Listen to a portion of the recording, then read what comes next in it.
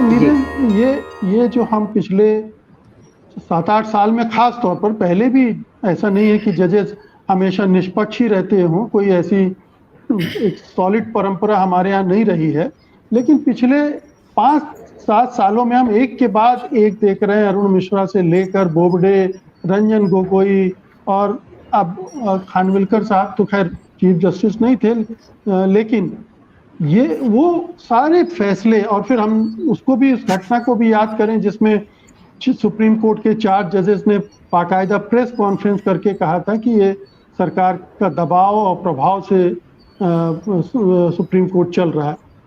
खानविलकर साहब को इस पूरे संदर्भ के साथ कैसे देखा जाए? पहले तो किसी भी जज से हम क्या उम्मीद करते हैं, मैं इनको दो तरह से देखता हूँ। मैं ये नहीं मानता कि मतलब सरकार से मिले हुए हैं, ऐसी बात मैं अभी नहीं कहूँगा, ठीक है, जैसे कि यूसुफ रिबानी भी नहीं कहा।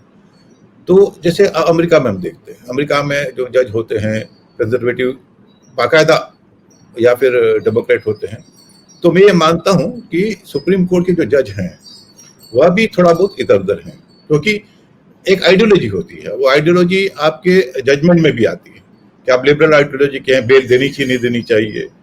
तो प्रथम जो शर्त होती है, लेकिन ये जो खानविलकर जी का जो है वो एक जो बेसिक जो टेनेट है जजमेंट का, बेसिक टेनेट क्या है, ये है कि हमारे पास जब 2 पार्टियां आएंगी तो हम दोनों के साथ बराबरी का सलूक करेंगे।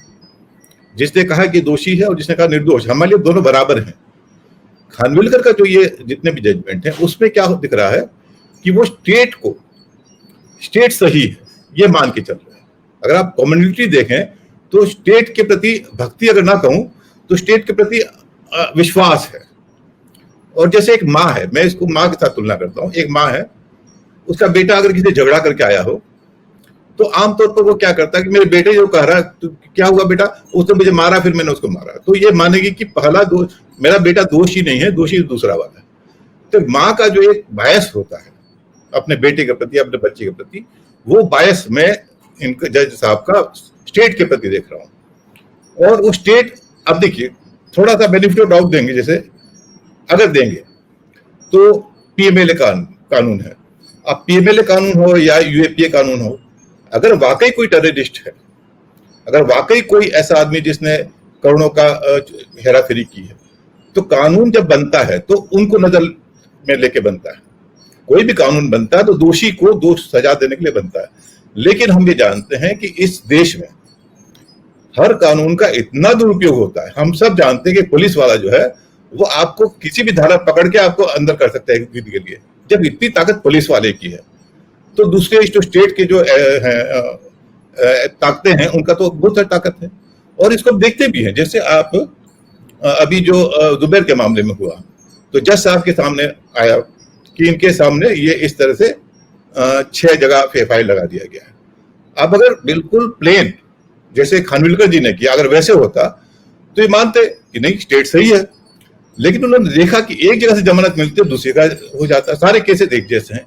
तो जो इंटेंशन है, इंटेंशन देखा और उनको इंटेंशन के साथ, ये बहुत बड़ी बात है जो उन्होंने की। अब जो अगला एफआईआर होगा तो साथ साथ उनको जमानत मिल जाएगी।